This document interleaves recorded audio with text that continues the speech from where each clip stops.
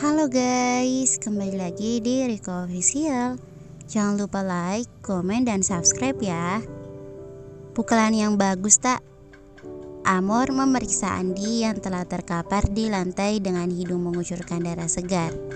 Mendengar pujian Amor yang tak biasanya, Arta nyengir bangga lalu melepaskan dasi di kerah kemeja Andi. Menggunakan dasinya untuk mengikat kedua tangan Andi yang setengah sadar ke belakang punggung. Kemudian Amor membantu Arta menyeret Andi masuk ke dalam bilik toilet.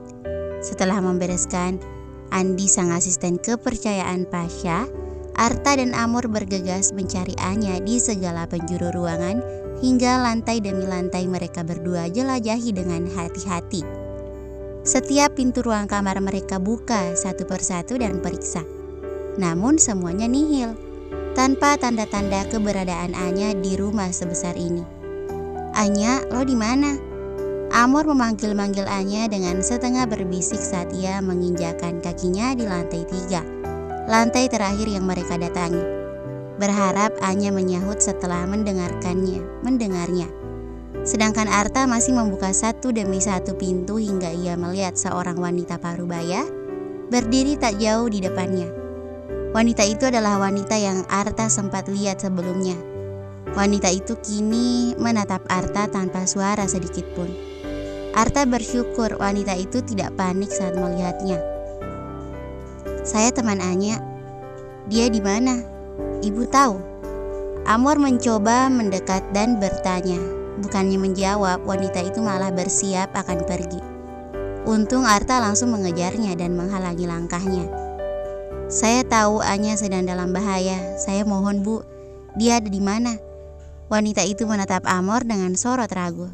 Tolong.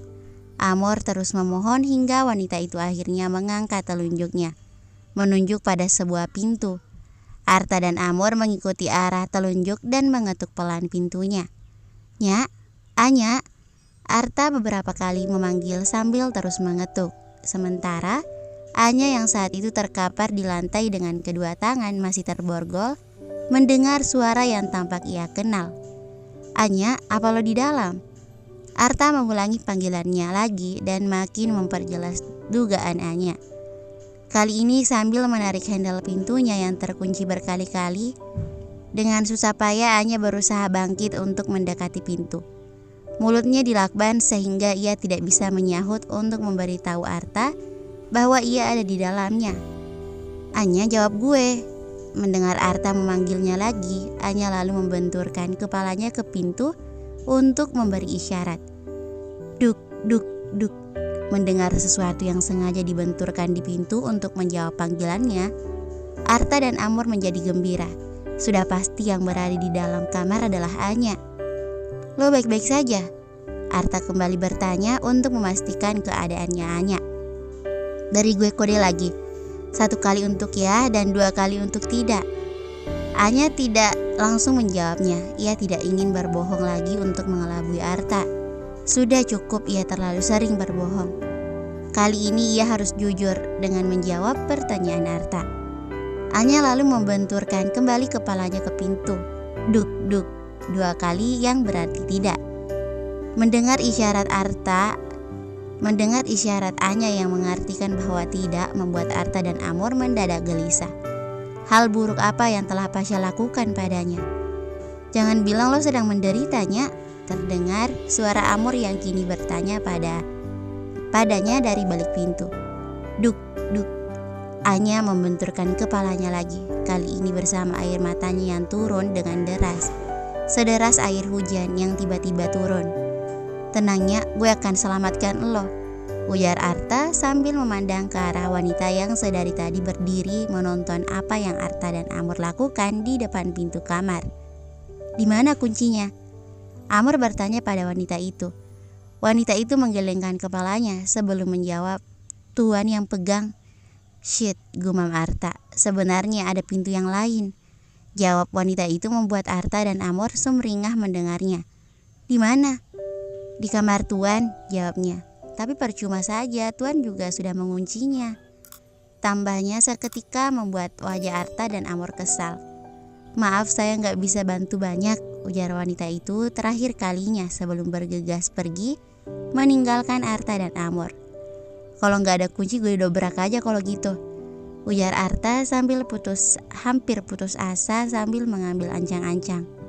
Sementara Amor memintanya menjauh dari pintu, karena Arta hendak mengerahkan seluruh tenaganya untuk mendobrak pintu. Brak, brak, brak, sekuat tenaga Arta berusaha mendobrak pintunya dengan punggungnya. Namun pintunya begitu kokoh, hingga mengundang perhatian bodyguard Pasha yaitu John datang ke tempat Arta dan Amor berada. Bodyguard bertubuh sangat besar yang pernah melumpuhkan Arta. Menangkap basah keduanya sedang berusaha mendobrak pintu. Astaga, si King Kong datang. Arta menjauh dari pintu dan pasang wajah di depan Amor. Kalian harus pergi dari sini. Tuhan tidak mengizinkan kalian di sini. John memperingatkan. Kalau kita menolak gimana? Arta menentang, sementara Amor di belakang Arta memegang erat spray maricanya. Dengan terpaksa saya harus menggunakan kekerasan untuk mengusir kalian. John terus melangkah maju, sementara Arta dan Amor kian melangkah mundur. Mundur bukan karena gentar, namun Arta sedang mengambil ancang-ancang untuk melayangkan tinjunya. Namun nyatanya tangan Arta tak pernah sampai menyentuh tubuh besar John. Pria seukuran King Kong itu sudah lebih dulu menahan wajah Arta dengan telapak tangannya yang lebar dan besar, lalu mendorong Arta hingga jatuh terjengkang hingga menabrak tembok. Arta bangkit sambil meringis mengusap-usap kepala belakangnya yang berdenyut-denyut karena terbentur tembok. Tak, lo gak apa-apa? Amor ikut membantu mengusap kepala belakang Arta. Sekarang silakan kalian pergi, John kembali meminta. Tidak tanpa Anya, Arta kembali bergerak menubruk John hingga punggung lelaki itu menabrak tembok. Arta lalu melayangkan tinjunya berkali-kali secara membabi buta. Bukannya kesakitan, John malah menyeringai, mengejek setiap tinju Arta yang seolah tak berarti baginya. Cuma begitu saja, tinju bayi, John mencemooh. Arta kian kalap dihina tinjunya seperti tinju bayi. Ia terus melayangkan tinjunya hingga energinya terkuras, lemas. Saat melihat Arta kelelahan, John berkata, "Sekarang giliran gue." Sambil melayangkan bogem besarnya ke pipi Arta hingga kembali terjatuh. Namun Arta tetap tidak menyerah. Meski tinju John menambah denyut nyeri di pipinya, Arta kembali bangkit. John lalu mencengkeram kedua kerah Arta dan mengangkat Arta hingga kedua kakinya nyaris tak menjejak lantai. Sudah gue peringatkan dengan cara halus, tapi lo berdua tetap bandel. Pergi sekarang juga atau saya serahkan. Jangan salahkan gue jika lo nanti cacat permanen. John melontarkan ancaman terakhirnya. Gue tetap gak pergi tanpa Anya. Arta balas dengan berteriak keras hingga air ludahnya muncrat ke wajah kasar John. Dasar dungu, John tiba-tiba melempar tubuh Arta ke lantai hingga menabrak pajangan gentong antik yang langsung pecah berkeping-keping. Melihat sepupunya babak belur di atas pecahan gentong, Amor nekat menyerang John dengan spray merica. Rasakan nih, Amor menyemprotkan air sari merica racikannya ke arah mata John hingga lelaki itu mengadu karena matanya perih. Tapi cuma sementara, dengan mata setengah tertutup, John kembali maju, bahkan berebut spray merica Amor lalu melemparkannya entah kemana. Amor melongo melihatnya, makanya gue bilang apa?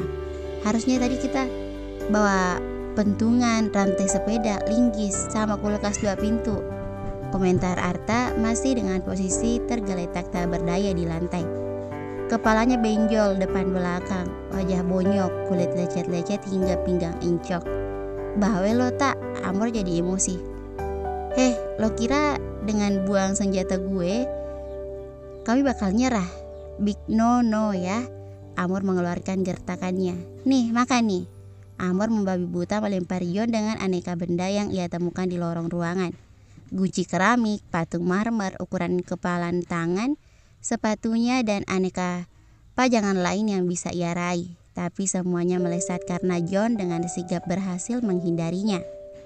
Melihat John terus lolos dari serangannya, Amor hendak melemparkan John dengan pot bunga, yang kemudian ia urungkan karena terlalu berat untuk diangkat. Sementara itu, suasana yang tadinya sangat tenang antara Jovan dan Pasha berubah memanas. Jovan dan Pasha bersamaan bangkit dari tempat mereka duduk. Apalagi bersamaan dengan itu, Andi tiba-tiba muncul dengan hidung mimisan dan kedua tangan masih terikat dasi. "Tuan, mereka mengacau di atas." Bersambung. Thank you for watching.